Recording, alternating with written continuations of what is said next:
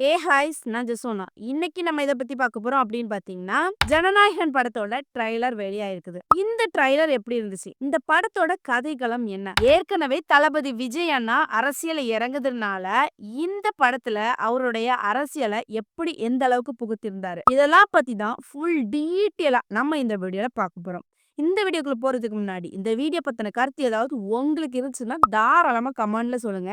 ஏன்னா உங்களுடைய கமெண்ட்ட பார்த்துட்டு தான் நாங்க நெக்ஸ்ட் வீடியோ இன்னும் பெஸ்ட்டா எடுக்கிறதுக்கு யூஸ்ஃபுல்லா இருக்கும். வாங்க வீடியோக்குள்ள போய் பார்த்து தெரிஞ்சுக்கலாம்.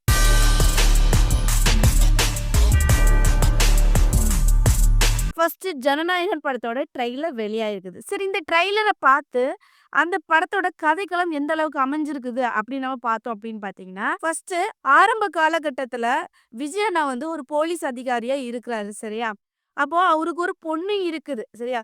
ஒரு சம்பவத்துல வந்து அது போலீஸ் அதிகாரியா இருக்கும்போது ஒரு சம்பவத்துல அவரு மாட்றாரு. மாட்டும்போது என்ன ஆகுதுன்னா, ஜெயிலுக்குள்ள போறாரு.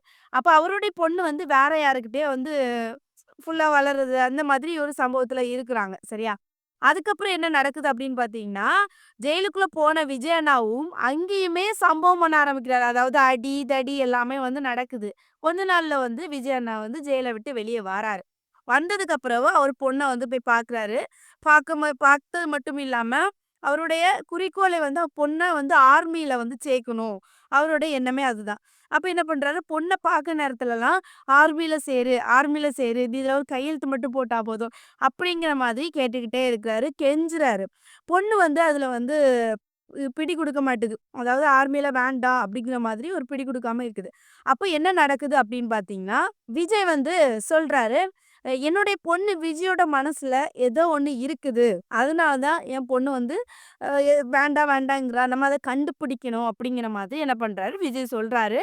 அதுக்காக அவரு வந்து கண்டுபிடிக்க என்னன்னு சொல்லிட்டு, அதுக்கான பிளான்ல வந்து அவரு இறங்குறாரு. அந்த டைம்ல விஜய் அண்ணாவோட பொண்ணு என்ன பண்றாங்கன்னா, ஒரு பெரிய வில்லன் கையில போய் மாட்றாங்க. மாட்டும்போது வில்லன் சும்மா இருப்பானா? பொண்ண வந்து அழிக்க தானே செய்வான். அதே மாதிரி அடிக்கிறாங்க.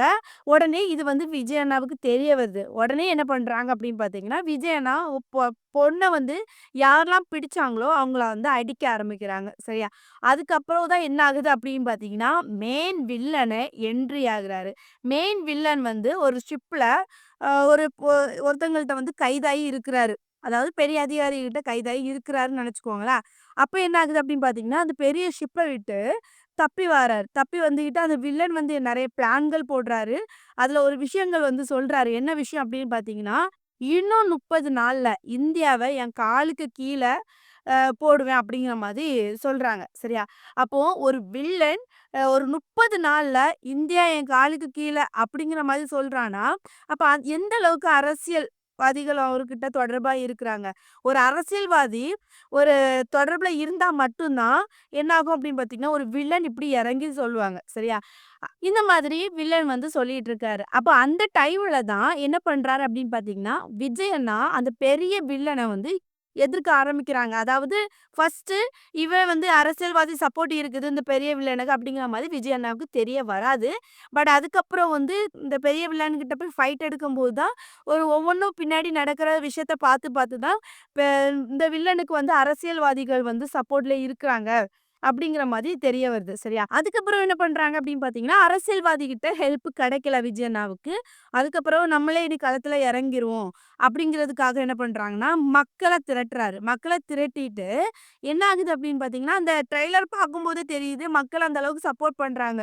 ஒரு வேள இந்த ஒரு மாற்றத்த உருவாக்கணும் அப்படிங்கிற ஒரு எண்ணத்துல வந்து ஒரு புரட்சி ஏற்படுத்தியிருக்கலாம். இல்லன்னா விஜய் அண்ணா வந்து என்ன பண்ணியிருக்கலாம், ஒரு கட்சிய வந்து தொடங்கியிருக்கலாம். சரியா? மாற்றம் என்கின்ற ஒரு கட்சிய வந்து அந்த படத்துல தொடங்கியிருக்கலாம். இந்த மாதிரி வருது. சரியா? அப்ப என்ன பண்றாங்க அப்படின்னு பார்த்தீங்கன்னா, அரசியல்வாதிக்கு எதிராக விஜய் அண்ணா குரல் கொடுக்குறாங்க. மக்களுக்கு நல்லது நடக்கணும், நடக்கும் அப்படிங்கிற மாதிரி எல்லாமே வந்து பார்க்குறாங்க. முக்கியமா அரசியல்வாதிகள் வந்து ஒரு சிலர் வந்து இருக்கிறாங்க. அவங்களையுமே கெட்ட அரசியல்வாதிகள என்ன பண்றாங்கன்னா, புடிச்சு சாட்டையால எடுத்து அடிக்கிறாங்க. அடிச்சது மட்டும் இல்லாம என்ன சொல்றாங்க அப்படின்னு பார்த்தீங்கன்னா, மக்களுக்கு உதவ சொன்னா, நீங்க வந்து கொள்ளை அடிக்கிறீங்க, கொலை பண்றீங்க, அதுக்கா வந்திருக்கீங்க அப்படிங்கிற மாதிரி சாட்டையால எடுத்து அடிக்கிறாங்க. அதாவது அரசியல்வாதிகள வந்து தட்டி கேட்கறது மாதிரி இந்த படத்தோட கதை வந்து அமைஞ்சிருக்குது. சரி, இதுதான் ஜனநாயகன் படத்தோட கதைக்களமா அமைஞ்சிருக்கு அப்படிங்கிற மாதிரி சொல்லி ஆகணும். அதாவது ஏற்கனவே நம்ம இதுக்கு முன்னாடிலருந்தே பார்த்துட்டு இருக்கோம். ஜனநாயகன் படத்தோட ஃபர்ஸ்ட் லுக் வந்துச்சு, செகண்ட் லுக் வந்துச்சு. இப்படிங்கிற மாரி பார்க்கும்போது நம்ம கணிச்ச விஷயம் தான். இது ஒரு அரசியல் சார்ந்த படமா இருக்கும். ஏன்னா ஜனநாயகன் படம் தளபதி விஜய் அண்ணாவுடைய கடைசி படம்னால, கண்டிப்பா ஒரு அரசியல் சார்ந்த படமா இருக்கும் அப்படிங்கிற மாதிரி நம்ம கணிச்சுட்டு தான் வந்தோம். அதே மாதிரி ஒவ்வொரு சீன்ஸ்லயும் பார்க்கும்போது, ஒவ்வொன்னா நம்ம கடைக்க கடைக்க பார்க்கும்போது கன்ஃபார்மும் பண்ணோம். அதே மாதிரி இன்னைக்கு ட்ரெய்லர் வெளியிட்டிருக்காங்க. இந்த ட்ரெய்லர்லயுமே விஜய் அண்ணா கடைசியா ஃபர்ஸ்ட் அரசியல்வாதியா இல்லாட்டாலும், ஃபுல்லா கடைசியா என்ன பண்றாங்கன்னா, மக்களுக்கு ஒரு மாற்றம் கொண்டு வரணுக்காக அரசியல்வாதியாட்டு நடிக்கிறது மாரி தான் இந்த படத்தோட கதைக்களமும் அமைஞ்சிருக்குது. அதாவது பொதுவா அரசியல்வாதி ஊழல்கள் எல்லாமே பண்ற அரசியல்வாதிகள தட்டி கேட்கிறது மாதிரி இந்த படத்தோட கதைக்களம் அமைஞ்சிருக்குது. அடுத்ததாட்டு இந்த ட்ரெய்லர் எப்படி இருந்துச்சு அப்படின்னு பார்த்தீங்கன்னா, டிஃபரெண்டா ஃபைட் பண்றாரு. ஆ கத்தி எடுத்து பிடிக்கிற ஸ்டைலா இருக்கட்டும் சரி, அது ரத்தத்த நாக்கால நக்குறதா இருந்தாலும் சரி, இந்த மாதிரி டிஃபரெண்டா காமிச்சது வெறித்தனமா இருந்துச்சு. இப்படிலாம் தளபதி விஜய் அண்ணா நடிப்பாங்களா? அப்படிங்கிற மாரி பார்க்குற அந்த மாரி ஃபைட் சீன் போயிட்டு, அதாவது கெட்டப்ஸும் சரி, கெட்டப்ஸ் பலவிதமா நடிச்சிருந்தாங்க. அதாவது போலீஸு, கைதி, அதுக்கப்புறம் ஒரு அரசியல்வாதியாட்டு, ஒரு நார்மல் பீப்பிள் ஆட்டு, ஒரு அப்பாவாட்டு, இப்படிங்கிற மாரி பல கெட்டப்ஸ்ல நடிச்சிருந்தாங்க. பார்க்கறதுக்கே சூப்பரா இருந்துச்சு.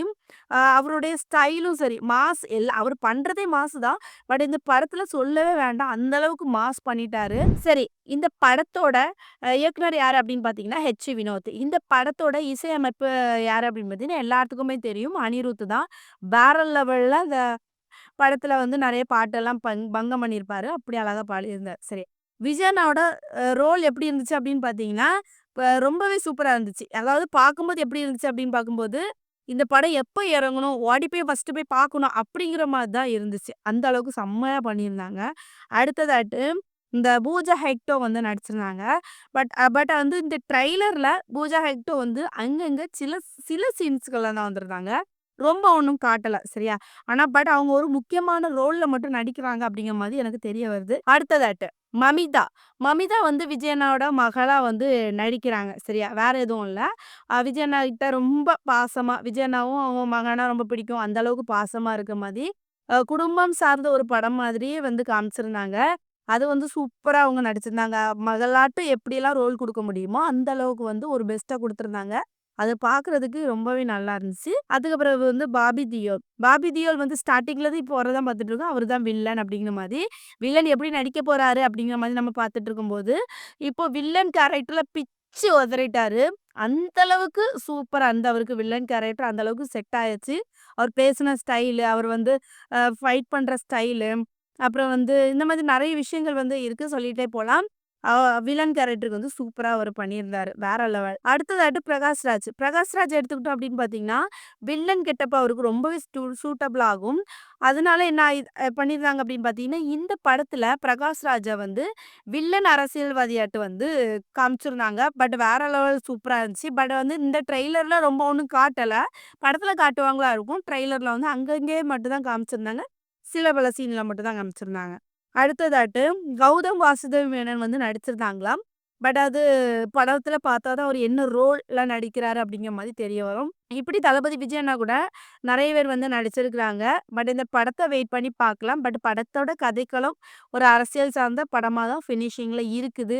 மக்களுக்கு எந்த அளவுக்கு ஹெல்ப் பண்ணணுமோ, அதெல்லாம் அந்த படத்துல இருக்குது. சரியா? அடுத்ததாட்டு என்ன அப்படின்னு பார்த்தீங்கன்னா, முக்கியமா ஒண்ணு பார்க்கலாம். அதாவது இந்த ட்ரெய்லரோட ஃபினிஷிங் அப்படின்னு பார்க்கும்போது, எல்லா ஃபினிஷிங்லயும் "ஐ அம் வெயிட்டிங்" அப்படிங்கிற மாரி தான் டயலாக் நம்ம பார்த்துருப்போம். விஜய் அண்ணா அதிகமா அதான் மோஸ்ட்லி சொல்லியிருப்பாங்க. பட் என்ன பண்றாங்கன்னா, அரசியல்ல இறங்குறதுனால, இது அரசியல் சார்ந்த படமானால, கடைசியா "ஐ அம் கம்மிங்" அப்படிங்கிற மாதிரி என்ன பண்ணியிருந்தாங்கன்னா, விஜய் அண்ணா ஒரு மாஸாட்டு சொல்லியிருந்தாங்க. சரியா? கண்டிப்பா இந்த ட்ரெய்லர பார்க்காதவங்க கண்டிப்பா இந்த ட்ரெய்லர உத்து நோக்கி பாருங்க. அவங்களுடைய டயலாக்ஸ் எல்லாம் எந்த அளவுக்கு இருந்துச்சு, எப்படி இருந்துச்சு அப்படின்னு பாருங்க. வேற லெவல்ல இருந்துச்சு ட்ரெய்லர். இந்த படமும் மாஸா இருக்க போகுது. ஒவ்வொரு சின்ன சீன்ஸையும் சூப்பரா காமிச்சிருந்தாங்க. இந்த படம் எப்ப ரிலீஸ் ஆக போகுது அப்படின்னு பார்த்தீங்கன்னா, ஜனவரி 9ஆம் தேதி ரிலீஸ் ஆகுது. கண்டிப்பா இந்த படத்த எல்லாருமே பாருங்க. அதாவது இது ஒரு சூப்பர் படம் அப்படிங்கிற மாரி தான் சொல்லி ஆகணும். அதாவது இது ஃபேமிலியும் சேர்ந்து போய் பார்க்கலாமா அப்படின்னு பார்த்தீங்கன்னா, ஒரு ஃபேமிலிக்கும் ஏத்த ஒரு படம் தான் இந்த ஜனநாயகன் படம். சரியா? இந்த வீடியோ பார்க்குற நீங்க யாரெல்லாம் இந்த ஜனநாயகன் படத்தோட ட்ரெய்லர பார்த்தீங்க? யாரெல்லாம் இந்த படத்த பார்க்கணும் அப்படிங்கிற மாதிரி ரொம்பவே ஆர்வத்துல இருக்கீங்க?